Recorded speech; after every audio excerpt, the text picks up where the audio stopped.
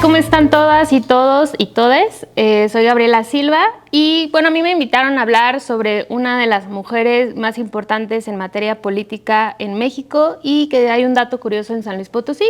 es Elvia Carrillo Puerto. Y bueno, les voy a platicar un poquito sobre su vida, la parte histórica y lo que también nos trae de cómo ella nos ayudó a muchas mujeres a estar en espacios políticos.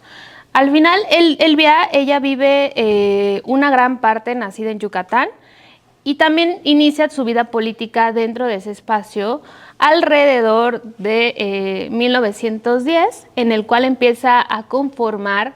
una red feminista de las primeras en el país, y eso al final nos impacta mucho porque ahorita ya conocemos a colectivas, organizaciones que son feministas o que defienden derechos de las mujeres, y entonces eso abre una puerta no nada más al ejercicio público de las mujeres, sino también a que la sociedad organizada, como son las mujeres, a participar dentro de este espacio.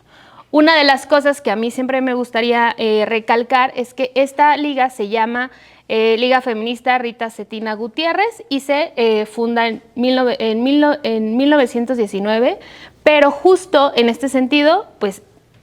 no sé si recordarán, pues en esa época realmente las mujeres en el país no teníamos mucho acceso a derechos, nuestra vida pública era muy limitada y todo estaba muy controlado, ya sea por nuestra familia, que en todo caso teníamos nuestra vida pública limitada hacia los permisos de una persona masculina, ya sea nuestro padre, nuestro esposo o alguna persona en materia en ese sentido. Porque es importante mencionarlo, porque no nada más ella impulsa el espacio de derechos públicos en esta vida, en ese sentido, sino también impulsa actividades de alfabetización hacia las mujeres y hacia grupos vulnerables. La alfabetización al final ayuda a tener un contacto, un diálogo directo hacia muchas regiones en el estado, y si recuerdan, Yucatán pues es uno de los estados con más comunidades indígenas y también ayuda a que tengan una pluralidad de lenguas para poder tener acceso a estos derechos. No solo eso, Elvia Carrillo, también una de las cosas por las cuales a mí me gusta platicar de ella es que también es una luchadora de los derechos reproductivos. ¿Qué pasa? Los derechos sexuales y reproductivos a nivel internacional no han sido mencionados muchas veces en los tratados internacionales y no ha habido mucha evolución en lo que es, cómo se aplica y qué hacemos con ellos, ¿no? En esa época normalmente se hablaba solo de los derechos reproductivos y no lo de los derechos sexuales. En México no se hablaba ni siquiera en esa época sobre estos primeros derechos. ¿Qué hace Elvia? Pues al final ella impulsa justo que se le dé acceso a la salud reproductiva a mujeres rurales, y eso impulsa acciones en materia de programas de salud en comunidades indígenas, en comunidades rurales, y eso ayuda también a pasar a su espacio a ser diputada o a ser elegida como diputada federal en 1923. Todo esto que les voy contando, pues al final es un resumen, ¿no?, pequeño de lo que ella vivió entre Yucatán a nivel federal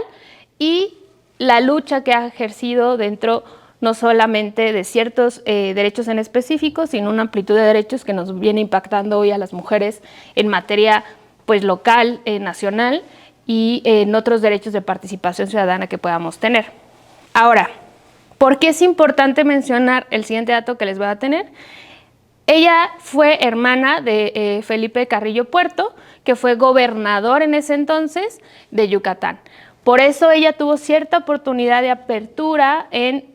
tener este espacio de diálogo en materia pública. Esta cercanía que su hermano tenía en la vida política pública, pues ella le da una visión más amplia de lo que pasa no solamente en el estado, sino en el país. Y eso ayuda a que ella también impulse estas actividades que les comentaba, se postule como diputada federal y también sea una de las pioneras en la política en materia de mujeres y a nivel nacional. O sea, no solamente es una mujer que se basa en el hecho de su vida cotidiana, sino ve toda la necesidad que tenemos en esa época. Por eso es importante que no se nos olvide que la lucha de nuestras antepasadas es importante para lo que hoy tenemos, ¿no? Entonces, al final, eso lo que nos lleva justo que el gobernador, pues tuve un accidente, fallece. ¿Y qué pasa? Pues en este caso Elvia es perseguida y ella lo que hace, por eso el dato curioso, se traslada a San Luis Potosí. En San Luis Potosí, justo en esa época, es pionera también de formar ligas feministas, de empezar a buscar colectividad de mujeres y empezar a buscar justo la lucha de ciertos derechos, como son los derechos reproductivos, aquí en San Luis Potosí. En 1925 es cuando pasa todo este proceso de vivencia de Elvia en San Luis, y lo que ha pasado durante este proceso pues es que no nada más aprovecha el espacio para buscar colectividades de mujeres, sino se lanza a ser candidata aquí en el estado. ¿Qué pasa? Es candidata del 4º distrito de San Luis Potosí en ese entonces, y aunque no es victoriosa en el resultado oficial, se tiene datos históricos que realmente la votación sí logra tener acceso, ¿no? Eso también es importante, porque ahorita sería un poco raro que alguien tuviera los votos de manera pues ganadores y que no le dieran el título adecuado de su candidatura y que sea acreditada como, en este caso, diputada, ¿no? Ahora no podemos hacer eso tan fácil. Ya hay un Estado de Derecho que nos dan, como aquí es en el CEPAC, la búsqueda de derechos no solamente de las mujeres, sino de todas las que participamos y participaremos en la vida pública, podamos ser votados, podamos ser elegidos, y que haya un debido proceso en eso. En esa época, pues realmente a las mujeres no se nos tomaba mucho y no fue elegida.